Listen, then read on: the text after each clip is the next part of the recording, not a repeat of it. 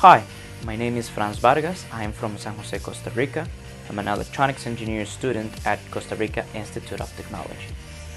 Today's lesson will be about the pre-production process, or what things you should do before starting the recording process. Also, I'll be showing you how I do it in my DAW, in my DAW Sonar X2 producer. So let's get started. There are 5 things you must follow. The first one is to name your project properly and store it in a specific location.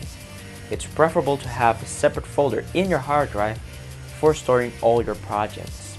In the case of Sonar, when you install it, it creates a separate folder where all the projects are stored by default.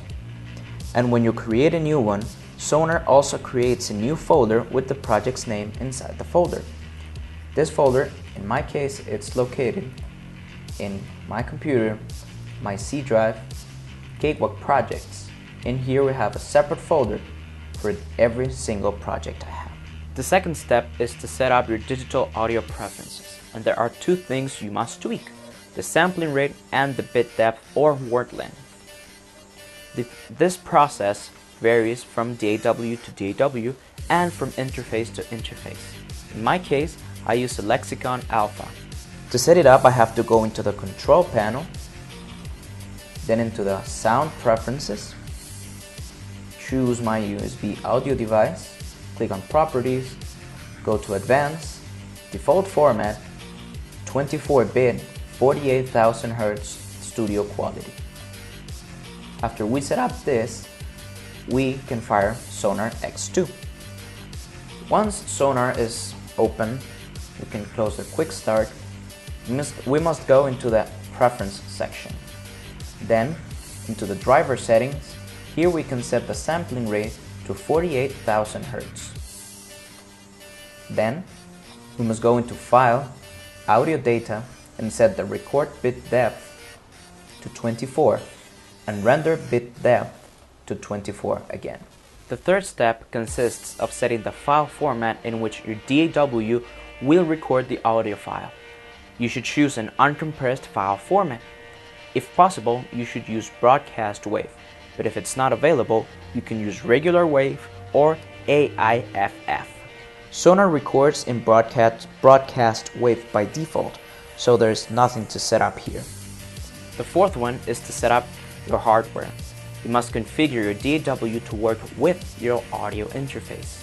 In Sonar, you can select this in the Devices section. Here in the list, all of your compatible input and output devices would be listed.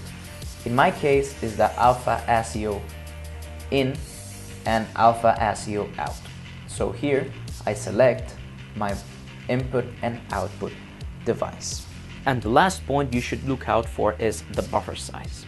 When recording, you should set it up to a lower buffer size of about 128 samples. When you're done recording, you should bump it up to a higher buffer size of about 1024 samples. This is a bit tricky to set up in my DAW because of my audio interface driver.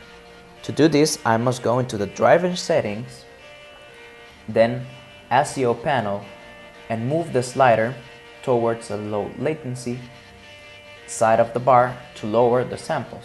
Then click OK, apply, and here the number of samples is updated. So to sum it all up, these are the 5 things you must do before you start recording. Name and store your projects properly, set your digital audio preferences to 24-bit, 48,000 Hz, choose your file format. Remember, it should be an uncompressed file format. Configure your DAW to work with your audio interface, and set up your buffer size. Lower when you're recording and higher when you're done and you're editing and mixing.